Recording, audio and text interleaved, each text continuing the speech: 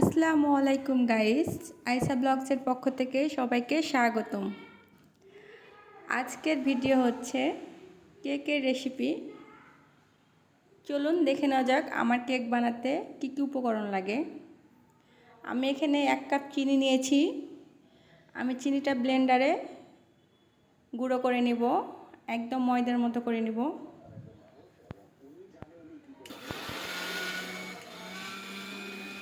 আমি একে একে সব উপকরণগুলো রেডি করব। আমার চিনি দেখতে পাচ্ছেন গুঁড়া হয়ে গেছে। আমি এখন একটা কাচের পাত্রে ঢেলে নেব।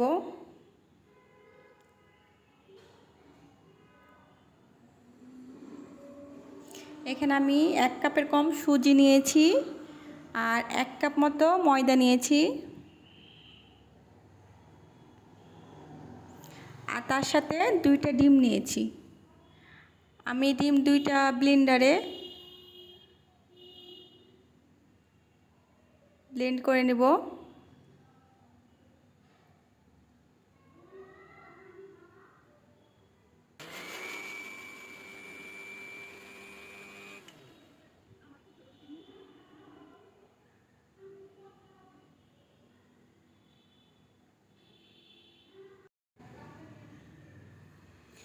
এখন আমি এখানে 1/2 কাপ মতো তেল ইউজ করব।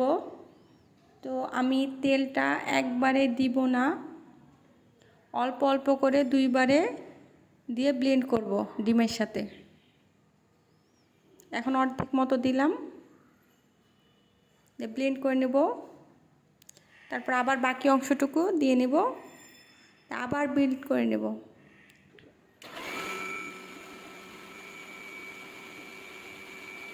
ব্লেন্ডারে খুব একটা বেশি সময় লাগে না, কয়েক সেকেন্ডের ব্যাপার। কয়েক সেকেন্ডের মধ্যে আমার তৈরি হয়ে গেল। এখন আমি এগুলো পাত্রে ঢেলে নেব।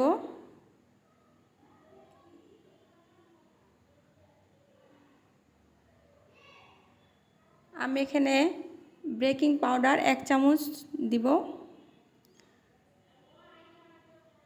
আর সামান্য 1 চিমটি লবণ নিব। লবণটা দিলে স্বাদ আসে। দিয়ে আমি খুবই অল্প অল্প করে নাড়বো, ডোটাকে তৈরি করব। আর আমি এখানে 1 কাপ মতো দুধ নিয়েছিলাম। দুধটা আমি একবারে দিব না, 2বারে দিয়ে আমি ডোটা তৈরি করব। দেখতে পাচ্ছেন আমার ডোটা তৈরি হয়ে গেছে। আমি ডোটা 30 মিনিটের মতন রেস্টে রাখবো। আর এখানে আমি একটা কেকের মোল্ড নিয়েছি। আমি তেল ব্রাশ করে নিয়েছি, তার উপরে একটা কাগজ কেটে বসিয়ে নিয়েছি। এখন আমি কেকের ব্যাটারগুলা ঢেলে নিব।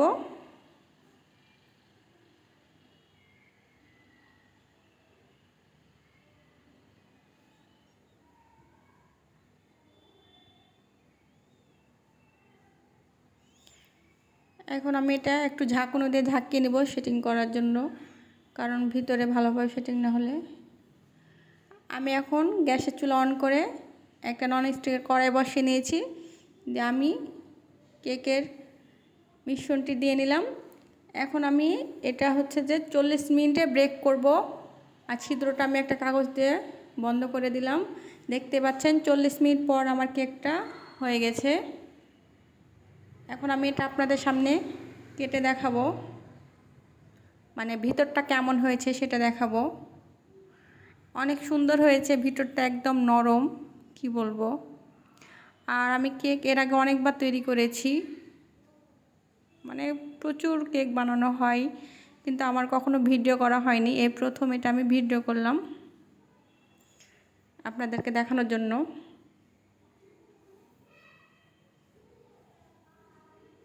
আমি এখন কেকটা পাতা শেপ করে কেটে নেব। ভিতরটা দেখেন কতটা নরম আর সফট, আর কোনো রকম আটা হয়ে থাকবে না।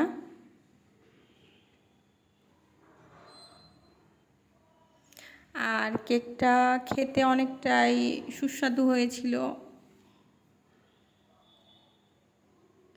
অনেক নরম, খেতেও সুন্দর, দেখতেও সুন্দর। আমি এখন পুরো কেকটা এভাবে শেপ নিয়ে কেটে নেব, পাতা শেপ করে। দেখতে পাচ্ছেন আমার কেকটা কাটা হয়ে গেল। ভিডিওটি ভালো লেগে থাকলে লাইক, কমেন্ট, শেয়ার দিয়ে পাশে থাকবেন। ধন্যবাদ। আল্লাহ হাফেজ।